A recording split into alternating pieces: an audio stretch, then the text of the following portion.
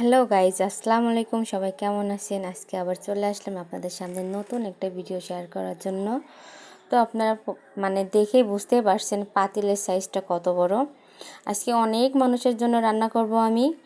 তো সেটা হচ্ছে আদিবের আব্বুর অফিসের কলিগরা আমার হাতে রান্না খাবে। এই জন্য আমি আজকে খিচুড়ি ভাত আর মুরগির মাংস রান্না করব। তো এগুলো আমি সবই একা একাই করছি, রান্নার ঝামেলাটা। তো অনেক মানুষ এগুলো ঝামেলা মনে করে, তো আমার কাছে এটা ঝামেলা মনে হয় না। এটা আমার রান্না করতে অনেক ভালো লাগে। মানে শুধু রান্নাই না, সব কাজ করতেই আমার ভালো লাগে, আমার কোনো প্যারা মনে হয় না। তো আজকের খিচুড়ি ভাতটা আমিই রান্না করছি। এখনও মুরগি কাটা হয়নি, মুরগি কাটা একটু বাকি আছে, এটা পরে দেখাবো আপনাদের। আগে আমি খিচুড়ি ভাতটা রেডি করছি, মানে রান্না করছি, সেটাই আপনাদের কাছে আগে শেয়ার করলাম।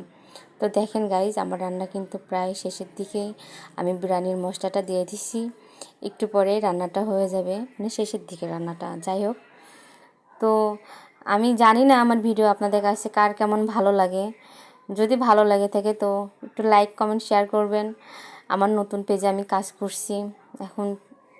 আপনারা যদি আপনাদের ইচ্ছাতে যদি আপনারা মানে লাইক কমেন্ট শেয়ার করেন তাহলে ভালো লাগবে।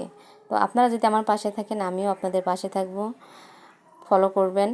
তো এই মুরগির মাংসটা কাটা আমার কাছে একটু মানে দেরি হচ্ছিল, তো ওই জন্য আমার কাকির কাছে আমি আবার মুরগিগুলো কাটতে দিছিলাম। তো উনি 3টা মুরগি কাটছে, কাটা একটা প্রায় শেষ হয়ে গেছে, এখনও 2টা বাকি আছে। তো সেটাই আমি আপনাদের দেখাচ্ছি। এই যে এখন মুরগির মাংসটাও কাটা শেষ হয়ে গেছে, এবার আমি মানে মুরগিটা চুলায় দেব।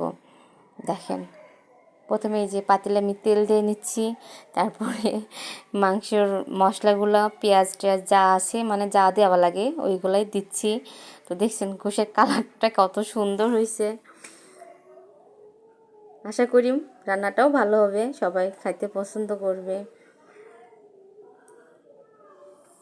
রান্না করতে আমার আসলে অনেক ভালো লাগে, আর মানুষকে খাওয়াইতেও আমার ভালো লাগে। তো গাইজ, কারা কারা খাইতে চান তো আমার বাসায় চলে আসবেন, আমিও আপনাদের রান্না করে খাওয়াবো, কোনো সমস্যা নাই।